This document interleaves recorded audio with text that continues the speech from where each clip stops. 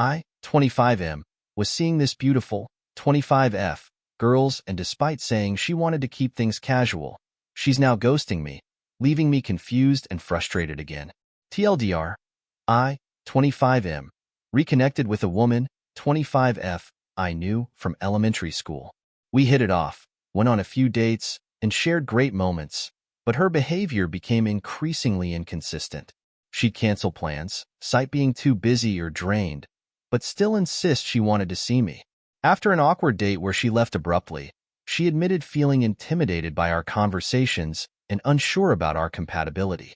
Despite saying she wanted to keep things casual, she's now ghosting me, leaving me confused and frustrated about where we stand.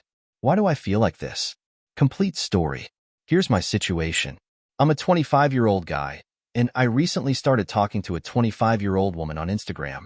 We knew each other back in elementary school but hadn't spoken in years. Our conversations on Instagram were vibrant and engaging, so I decided to ask her out on a date. We started texting daily, and things seemed to be going well. Our first date was incredible, a perfect start to 2025. She even stayed the night, and I felt an undeniable physical and intellectual connection. Afterward, we kept up our daily conversations, but I noticed she often took hours to respond, even to messages I knew she'd seen. It was frustrating, but I didn't push or double text her. She explained she was busy balancing work and school, which I understood. However, when I asked about her evenings or weekends, she frequently mentioned spending time with friends. Her life seemed packed to the brim. After our first date, she suggested meeting again the very next day or the day after. I agreed to see her the following day. Later, though, she texted saying she'd forgotten about plans with a friend. I assured her it was no problem, and we rescheduled for the day after. I was genuinely excited to see her again. She was supposed to come over at 4:30 p.m., but our last exchange had been earlier that day, around 1 p.m. At 4:20, she texted, apologizing and saying she couldn't make it because her friend had just gone through a breakup, and she needed to comfort her. I asked her to call me, and she said she'd call in 15 minutes, but it ended up being 40. She apologized again and suggested we meet on Thursday instead. This was a Sunday. On Wednesday night, she sent a long message apologizing for her unreliability, saying it wasn't like her. She admitted she wasn't in a place for a serious relationship because her life required too much adjustment. I called her, and she confirmed our Thursday plans but reiterated that she felt bad about her behavior and didn't want to waste my time. I reassured her, saying I wasn't in a rush and just wanted to get to know her because we had a genuine connection. On Thursday, she surprised me by actually showing up. I wasn't expecting her to follow through, but she did, spending the evening and night at my place. During that time, she told me she had an avoidant attachment style. While I'm familiar with Bowlby's attachment theory, I'm wary of people using labels as excuses for poor behavior, saying things like, "It's not my fault. It's just how I am." She also mentioned she wasn't looking for anything serious, partly because she didn't have the time and partly because she believed feelings always lead to heartbreak. However, she agreed to an exclusive arrangement, saying that if she had more time, I'd still be the one she'd want to see. I was fine with this.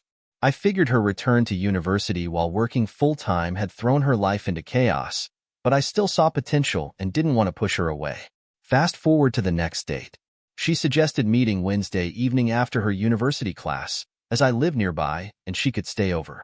She'd had a tough weekend with double shifts, so when Wednesday came, she texted to say she was exhausted but would still come over after class, though she wouldn't stay the night, as she wanted to sleep in her own bed. I cleaned up and got ready. Her class ended at 9:30 p.m., and at that time, she called to say she was heading home instead. She sounded drained and emotionally fragile, even crying on the phone, saying life was too overwhelming. I told her I understood and reassured her we could reschedule. Still, I asked if she wanted to continue seeing me, encouraging her to be honest. I thought I knew what I was getting into. She'd been upfront about her limited capacity for a relationship and her potential unreliability. I had accepted that. But the next day, when I asked how her evening had gone, she told me she'd gone for a run with her dog before bed. That stung. She had the energy to go running, but not to spend time with me? We continued texting, and I asked about her plans for the weekend. She mentioned a Saturday gathering she didn't feel like attending, saying she wouldn't stay long and could come over afterward. She also suggested Sunday might work. I agreed to Saturday, and we even made plans. Here's what happened. On Saturday, I didn't hear from her all day. I texted her at noon and again at 5 p.m., but she didn't reply until 7 p.m., saying she'd text me when her event was over and that she was excited to see me. All day, I was left in doubt, wondering if our plans were still on. Given past experiences, my hesitation felt justified. When she finally called at 8 p.m. to say she was on her way, I was thrilled. It had been an exhausting day, and I'd taken Adderall, I have ADHD, to stay focused and energetic for what I hoped would be a great evening. On the phone, she casually mentioned she hadn't gone to her gathering after all. Instead, she'd gone skiing with her friends and hadn't texted because she was on the slopes all day. Still, I was happy she was coming. I tidied up, freshened up, and got ready. When she arrived, I greeted her with a kiss. She sat down, and I asked what she felt like doing. She replied, "Honestly, I just want to chill with you." We started talking. Initially, I kept the conversation intellectual. She asked me legal questions, I'm a lawyer, and we discussed psychology and criminology, her field of study. But I quickly realized I was doing most of the talking. I had too much energy, and the Adderall wasn't helping. To lighten the mood, I brought up shared childhood memories from elementary school and tried to make her laugh. Even though I carried most of the conversation, she seemed entertained. At one point, I shared a vivid memory about swimming in mud as a kid and how the smell, like iron or blood, had stuck with me. She laughed and said, "That's such an autistic thing to say," referencing sensory fixations often associated with autism. I joked along, saying I was probably on the spectrum, but clarified I wasn't. She laughed and reassured me it was just a joke. After about 2 hours, I excused myself to use the bathroom. When I came back, I noticed her on ways. Surprised, I asked why. She replied, "I'm tired. I think I'm going to head home." I was shocked.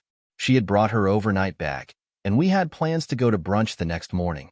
She explained that my energy was too much for her, and she just wanted to sleep in her own bed. I suggested we go to bed right away, but she insisted I was too wired to settle down. Her mind was made up. She left, and I was too stunned to say much, quietly whispering my confusion. After she left, I was left reeling, trying to make sense of her sudden decision. I called a friend to vent and process what had just happened, but it didn't help much.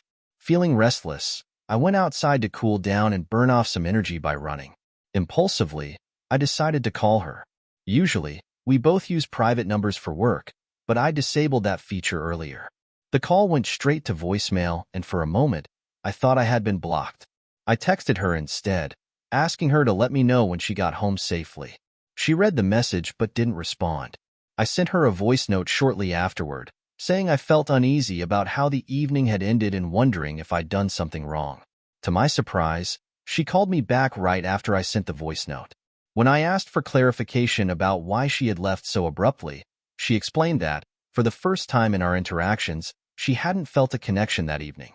She told me she wasn't in the mood for intellectual conversations. Her social batteries were completely drained. All she'd wanted was to cuddle, watch a movie, and sleep. I told her that if she'd communicated that, we could have done exactly that. There was no need for her to leave. She admitted she hadn't felt comfortable and confessed that our conversations sometimes made her feel insecure, as though she couldn't keep up intellectually. She said she wasn't used to debates or deep discussions in her daily life, and it made her feel unintelligent. I apologized, even though I didn't think I had done anything drastically different from our previous interactions. Later in the conversation, she admitted she didn't think she could develop romantic feelings for me because our interests seemed too different. From her explanation, I gathered that she saw me as someone who avoided outdoor activities and spontaneity, things she loved, like camping and adventuring. Ironically, I enjoy those things too, but I suppose I didn't express that clearly. She also described me as overly focused and intense when diving into topics, something she didn't find compatible with her lifestyle.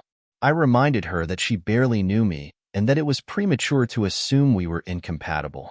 I also pointed out that she wasn't looking for anything serious right now, so our immediate connection should matter more than hypotheticals about a future relationship. She acknowledged that she had handled the situation poorly, apologized for leaving the way she did, and admitted it was inconsiderate. She also mentioned that she thought she'd seen me leaving my house to look for her after she'd left, which I assured her wasn't the case. She seemed relieved, saying, "Good thing." We agreed to put the awkward evening behind us and move forward casually. I suggested she come over Wednesday just to relax and cuddle, emphasizing that there wouldn't be any pressure for deep conversations. She agreed, and we ended the call on a lighthearted note. The next morning, I decided to keep things casual, texting her, "Hello, miss, how are you doing?" She read the message a couple of hours later, but didn't respond.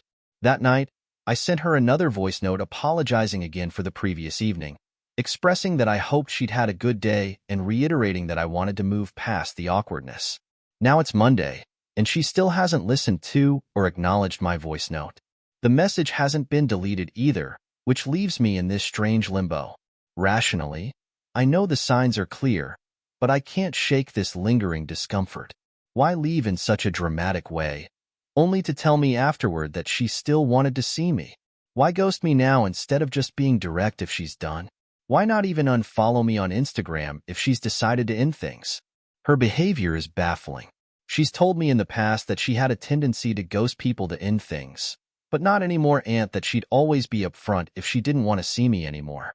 Yet, after Saturday night, she reaffirmed that she wanted to see me again on Wednesday. So why do I feel like this?